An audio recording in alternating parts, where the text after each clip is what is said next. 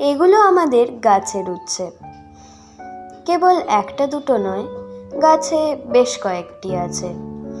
কলকাতা শহরে গাছ থেকে উচ্ছে পেড়ে রান্না করে খেতে বেশ লাগে।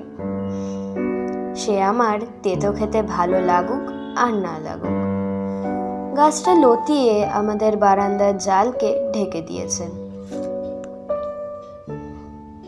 সময় পেলেই একবার এসে দেখছি উচ্ছেগুলো কতটা বড় হলো।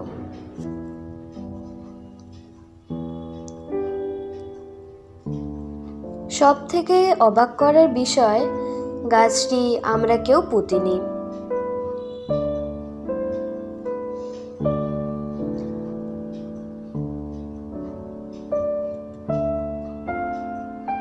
বারান্দার কার্নিশে নিজে নিজেই হয়েছে।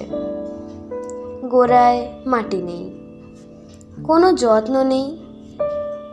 কার্নিশের কোনো এক ফাটলে প্রকৃতি তার আপন খেয়ালে এক সুন্দর প্রাণ সৃষ্টি করেছে, যা এক অপরূপ অলংকারের মতো শোভা পাচ্ছে।